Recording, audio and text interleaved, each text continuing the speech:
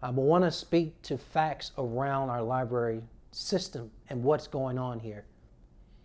The first thing I want to remind you all is that our libraries have been closed since March, and I am speaking to the actual facilities.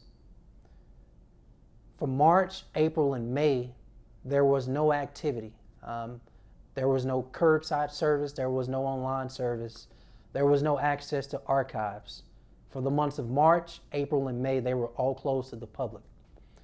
Since June, as well as July, as well as August and September, these facilities are still closed to the public. However, we are providing service now in the form of curbside pickup as well as online service.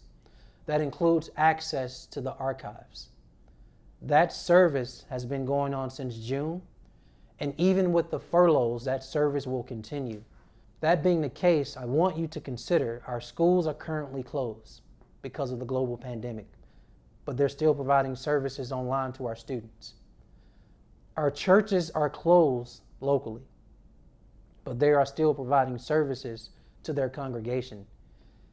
Many football stadiums you see, even those that are open, not closed, either have a limited capacity or are not allowing any fans in because of a global pandemic. It's no different for our libraries. They're closed because the global pandemic exists. And with 19 branches, majority of them are the space and size of them either at a limited capacity issue or don't have the space to do enough social distancing the way it would need to be because it's too small.